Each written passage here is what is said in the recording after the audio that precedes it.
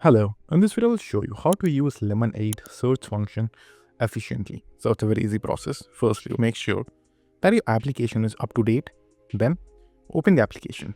Now, once you're inside the home page of your Lemon8 application, to use Lemon8's search function efficiently, there are a few things that you should do. Firstly, utilize specific keywords, relevant hashtags, and combination of both to find content that aligns with your interest.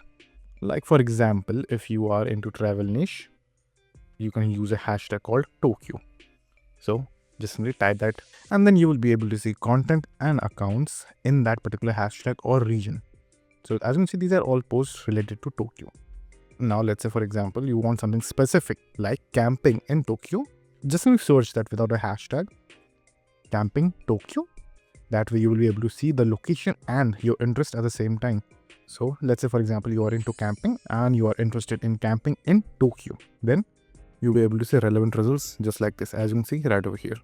Now there is one more way that you can use the search feature more efficiently. For example, depending on your interest or your relevant engagement with the content on this platform, the moment you will click on the search option, you will be able to see a few keywords that the application is suggesting that you might actually like.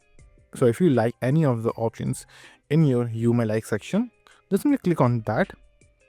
Then you will be able to see content regarding that option. Now, just simply engage with some post in this particular section, whichever section you may have opened. Then let's say for example this one, you may have liked the post.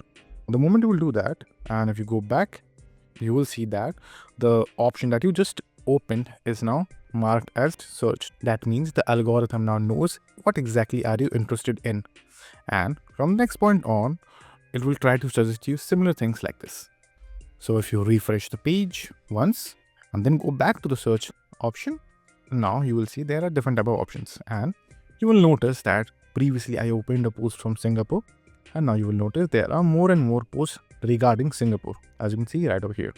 And most of them are into traveling, like for example this one.